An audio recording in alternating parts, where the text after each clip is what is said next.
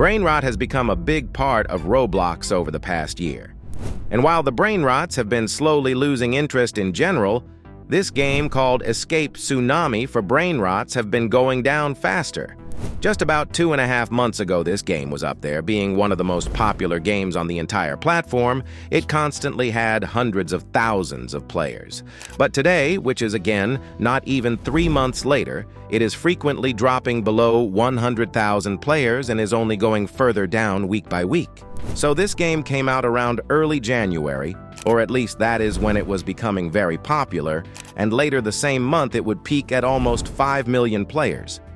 That makes it the top 5 highest peak player count game on Roblox at the moment. Pretty impressive, especially considering how fast it got there.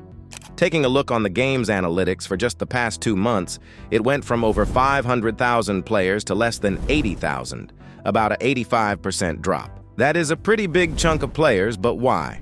Well, the fact that Brainrot as a whole is slowly losing the interest is pretty obvious. Steal a Brainrot was the first big Brainrot game on Roblox, which also started this entire Brainrot trend that even went outside of Roblox at this point. This game, despite being out for almost a year, still remains pretty high on the front page of Roblox.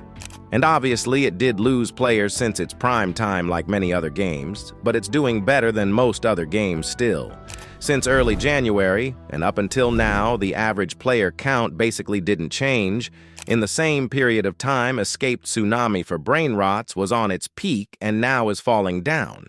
And at this point, Steal a Brainrot can more than triple the player count of Escape Tsunami for Brainrots, which I guess shows the state of the game. So, already when Escape Tsunami was only becoming more popular, it was getting a bit more hated than other Brainrot games. And the reason is simple. It just looked awful and made everyone wonder as to why it even was getting hundreds of thousands of players. The lighting in this game could make your eyes bleed. The Brainrots were super inconsistent, some just very ugly plastic, while others with much more detail. Maybe you noticed the T-pose already, but what was even crazier is that some models could just be missing like this. A little fun fact, if you check the game's description right now, it actually looks different to what it was before because it used to say, "You got offline earning," and I'm pretty sure it did for at least a few weeks too after it has blown up. And as you might have guessed, offline earning never actually worked, so instead of fixing it, which is super easy, they just removed it from description. And all that I showed was recorded when it already averaged nearly 500,000 players too, so that's the kind of game Escape Tsunami for Brainrots is. Obviously, if you were to check the game now, the lighting would be nicer, the models would be more consistent, and some even got animations. Keyword, some, because I guess a game with this many players can't afford animations. Actually, remember how I mentioned the T-poses? They are still here, and there are still models like this weird strawberry that are inconsistent in terms of style. They had more than 2 months to fix this and didn't do it for all Brainrots. A game that is top 7 highest earning game on Roblox, by the way. I also didn't mention that with updates, the balancing in this game has only gotten worse.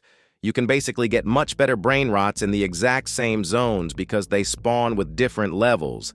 And I feel like it only makes all the more sense as to why it's losing so many players. When the game looks half unfinished for 3 months, plus doesn't really seem to get any fun updates, why would kids stay here? And would I be wrong if I said that this game is the least deserving one out of all front-page games to be on the front page? But anyway, this game became very popular and whatever. But what happens when something, especially this simple, becomes so popular? It turns into a trend.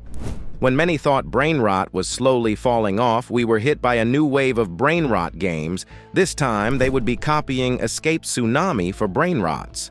The most popular reskin of Escape Tsunami for Brainrots was this game called Survive Lava for Brainrots. This game is very similar to Escape Tsunami for Brainrots, except you just avoid the lava, and also this game has better visuals, I guess. At one point it managed to peak at over 1 million players, but if you wonder how it's doing now, well, it gets like 10 times less players than it did just 1.5 months ago. And you can see how fast the game is dying out by just checking the peak player counts.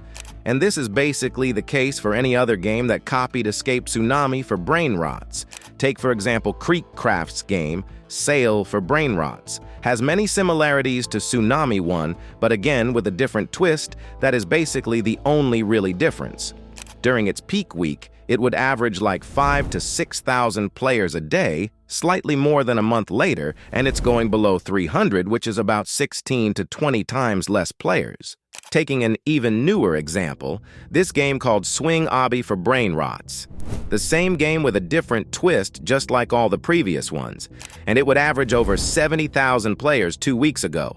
And already now it's below 30,000 and will only continue to go down pretty fast. It's not just Escape Tsunami for Brainrots that is dying, it's the entire trend of games that copied it. No matter how good the game looks visually, if the gameplay is the exact same on all of them, with the only exception being on how you get the Brainrots and you get bored of playing one of them, why would you be entertained to play the same game for any long period of time? Kids are getting bored of this trend specifically, so now every game that is just like Escape Tsunami for Brainrots will be dying out. And we might be seeing a new trend getting created now with games like Be a Lucky Block or Be a Brainrot. And if that does become a new trend, I feel like it will only speed up the fall escape of Tsunami for Brainrots and other games like it. I've mentioned how little effort has been put into Escape Tsunami for Brainrots, and I think it's not a secret that it's just a moneymaker, and Do Big is taking a part in this game. Now, in case you don't know who they are, it's basically one of the biggest, if not the biggest studio on Roblox that goes around and either buys only a part of the game or even the entire game. And they are known for being greedy. Probably the most known victim of Do Big is Fish, which only managed to get revived because of having some of Do Big's content being removed by original owner. But anyway, Do Big takes a part in Escape Tsunami for Brainrots, right? The game does have a decent bit of monetization in it.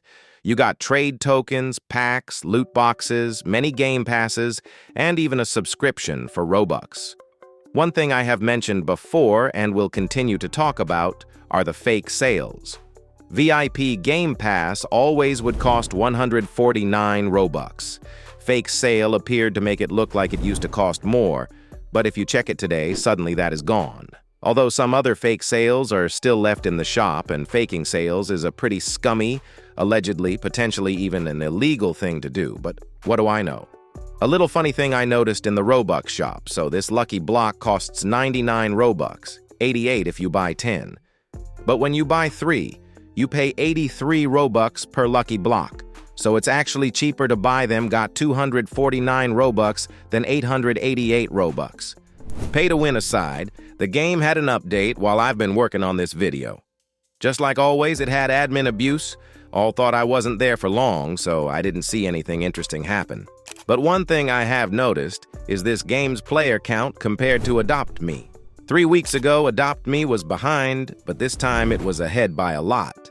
Escape Tsunami for Brainrots did not reach 1 million players during the update admin abuse, which is kind of even surprising because last week it got to almost 1.3 million. But I guess that shows even more how fast this game is falling off. And it actually reminds me a lot of a different Brainrot game, Plants vs. Brainrots.